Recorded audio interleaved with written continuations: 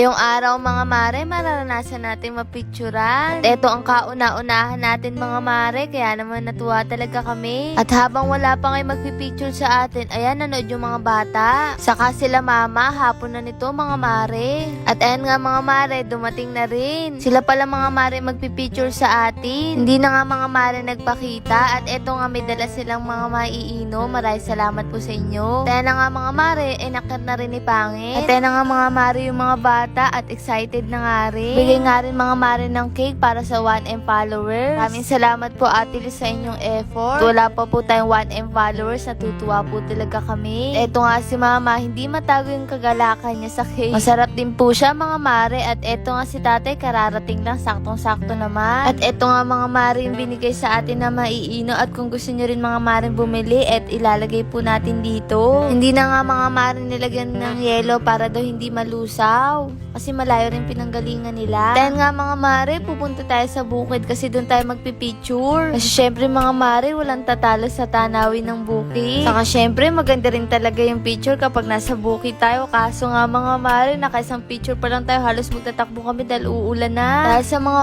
oras na to mga mare, napakalakas ng ulan. Kaya naman takbo kami ng takbo. Kaya nga lang mga mare, maganda sana doon magpicture. Pero sabi nga, blessing daw ang ulan. Kaya okay lang, doon na lang tayo sa atin magpipicture. Saktong-sakto, kompleto naman na tayo. May supanat, meron ng linoleum. At eto pa lang ang mga mare setup natin. Ito yung napakamot na ako ng ulo kasi anong oras na rin to. Kasi ito rin yung araw mga mare na bubili tayo ng ref. Talagang mga mare, medyo pagod na rin kami nito. Pero kailangan natin magtrabaho. Syempre mga mare, magandang karanasan din to kasi kauna-unahan natin tong photoshoot. Kaya na nga mga mare, nakaupo na tayo para magsimula na rin tayo magpa-picture. At ayan na nga, tinitingnan kung okay na rin yung ilaw. Mga mare, dati nakikita lang namin to sa ibang vlogger pero tingnan nyo, nararanasan natin ngayon. Aba, pa-araw-araw pa nga to mga mare. Hindi yarn. At eto nga si mama para mamamanghadi. Salamat sa Diyos, nararanasan natin to ngayon. At syempre, sa nagbigay din po ng ganito, sa effort po nyo. Eto nga, una sila mama, hirap na hirap pa talaga sa photoshoot. Syempre, kung ano magiging post nilang dalawa. Indasin nga mga mare, tawa kami ng tawa dyan kasi syempre, hindi naman sila nagkaganyan. Hindi namin nakikita talagang sweet sila mama. Parang asot pusa kasi yan mga mare kung mag-away pero sila rin naman nagtutulungan sa huli. Yes, sweet yarn. Sana all. At si tatay nga nagbibiro pa kaya si mama inis na inis. Si tatay kasi mga mare talagang palabiro yan. Tapos si mama naman ay pikon. Kami mga mare sanay na kaya parang wala na lang din sa amin. Pero grabe lang mga mare pag nakikita ko sila ganito, tuwan-tuwa sila. Masarap lang sa pakiramdam bilang anak na nakikita mo silang masaya. Ipaparanas natin sa ating mga magulang ang ganitong mga bagay. Dati, nakikita lang natin sa ibang tao. Eto nga mga mare, tawang-tawa ako dito sa gilid na videohan pa pala ako ni Pangit. Ang sweet nila mama. May paakbay na, may pahawak pa ng kamay. Nakakatuwa lang din mga mare kasi si mama mahilig nung bata sa picture. Yung matanda na lang talagang nakalimutan niya mag-picture pero sa wakas ngayon ay makakapag-picture ulit siya. Mo naman yung ngiti ni tatay, kala mo naman may ngipin sa harap. Eto pala mga mare yung pangalawa nilang post at nahihirapan na nga.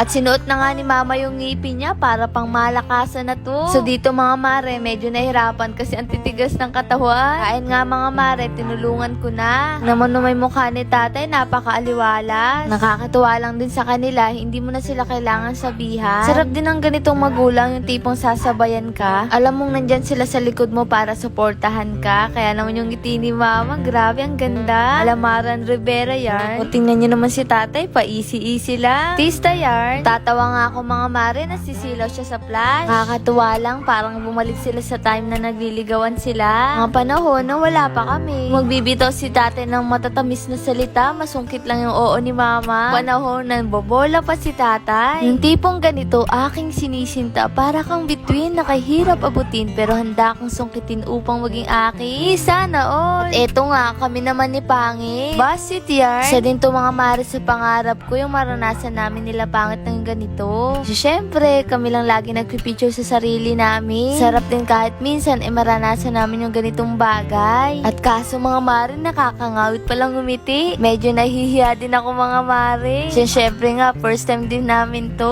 Sanay kami magpicture ng sweet pero hindi kami sanay namin nagpipictures para sa amin. At yarn, nakakatuwa lang din mga mare, ang tagal na rin namin. Dami na rin namin pinagdaanan. Waga, sa hirap at ginhawa, magkasama kami. Walang iwanan kahit anong mangyari. Katapos nga natin mga mare nakatayo, eto naman. At aba, sweet yarn. At ayun nga, laki pa yung mata ni Pangit. Nakakatuwa lang din mga mare, nararanasan namin to ni Pangit na magkasama. Ate, isang pangarap lang din namin. Ayun na nga mga mare, todong ngiti rin kami. At si Pangit nga, pawis na kasi pawisin din talaga yung tao na to. Swerte lang din talaga ako kay Pangit mga mare kasi sobrang bait. Kasi mahal niya din yung pamilya ko at syempre mahal ko rin naman yung pamilya niya. Kaya nga kami mga mare nagsisipag para sa mga kanya-kanya namin pamilya. So namin maranasan nila yung the best para sa kanila. Lalo na mga mare sa magulang namin na matatanda na. So namin maranasan nila yung mga bagay na hindi nila nararanasan noon. Nagpapasalamat din ako sa Diyos na nagkakilala kami ni Pangit. Kahit papano ngayon mga mare na ipaparanas na namin yung mga hindi nararanasan ng magulang namin noon. Kaya na nga mga mare, ilang shot na rin yan kaya ngiti-ngiti kami. Kaya na nga inaayos ko yung buhok ko pero sabi lumipat daw ako, palit daw kami ng posisyon. Next model yarn. Yun mga mare yung hilig namin ni Pangit mag-picture kaya gusto namin sanang negosyo yung mga damit. Pwede namin i-model baka po meron kayong alam na supplier. So po sanaan mga mare magtinda nung may pang logo natin. Yung merch po natin mga mare. So mga mare hindi namin alam kung paano namin sisimulan kasi hindi namin alam kung saan nakakakuha ng ganun na ang una namin gustong gawin na negosyo. Kung mga mare may alam kayo, pwede nyo po kami sabihan. Tayo na nga titig yarn. Tayo na nga inayos ko yung damit ko at natawa pa nga si Pangit. Nakakatuwa lang din mga mare dahil nga unang beses natin to. Kahit pa paano mga mare, nararanasan na natin yung mga ganitong bagay. Hanggang ngayon nga mga mare, hindi namin naiisip na vlogger kami. Kaya talaga kapag may lumalapit sa amin, tuwang-tuwa kami kasi nga kilala kami. Tapos sasabihin nila, alam mo, inspirasyon kita. O kaya naman sasabihin, alam mo, sinusubaybayan ko yung buhay mo. Sarap lang din sa feeling mga mare ng ganun. Sa lahat po nakakilala sa amin, maraming salamat po. At syempre mga mare sa inyo palaging pagsuporta sa amin. Syempre kay Lord at di naman natin ito mararanasan kundi dahil sa Kanya at syempre sa inyo. Sana next mga mare, Jessica Soho naman siya ron. At eto na nga mga mare, nakatayo naman tayo. Mga mare, nalulungkot kami kapag nakikita namin na kinukuha yung ibang video namin. Sa totoo lang, hindi talaga madali. Pero sabi ko nga, wala namang nagtatagumpay sa shortcut. Kasi ang masarap na tagumpay, yung dadaan ka sa tamang proseso, tamang paghihirap, tapos wala kang inaapahang ibang tao. Yung masarap na tagumpay, yung masasabi mo na narating mo tong bagay na to nang walang inaapakan. Narating mo to kasi nagsikap ka, nagtiyaga ka, hindi ka sumuko. Kaya sa lahat po ng kumukuha po ng video namin, si Lord na po ang bahala sa inyo. At eto na nga mga mare, yung kapatid ko. Ang ganda talaga ng kapatid ko. May salamat din po sa nakakakita ng ganda ng kapatid ko. Kaya ayan, tingnan nyo naman, pinipicturean din siya. Ganda rin kasi mga mare ng ngiti niya. Hindi kasi mga mare napapansin ng tao sa kanya yung ngiti niya sa kay mga pilik mata niya. Hindi nga ngayon mga mare, hindi niya na sinasabi na magpapariban siya. Kakatuwa lang din mga mare kahit papano natatanggap niya na yung buhok niya. Kasi nga dati mga mare, palagi siyang sinasabi ang kulot-salot. At syempre bilang bata, iniiyakan niya talaga yun kasi nga syempre masakit yun. Hindi naman kasi porket kulot ay salot na. Kaya mga mare, model yarn. Marami din nagsasabi na pwede to maging model yung kapatid ko. Salamat po sa inyo. Ganda rin kasi talaga ng ngiti niya. Tapos samahan niyo pa yung mukha niyang bilog na bilog. Mahilig din siya mga mare sa picture kaya naman na-enjoy din niya yung ganito.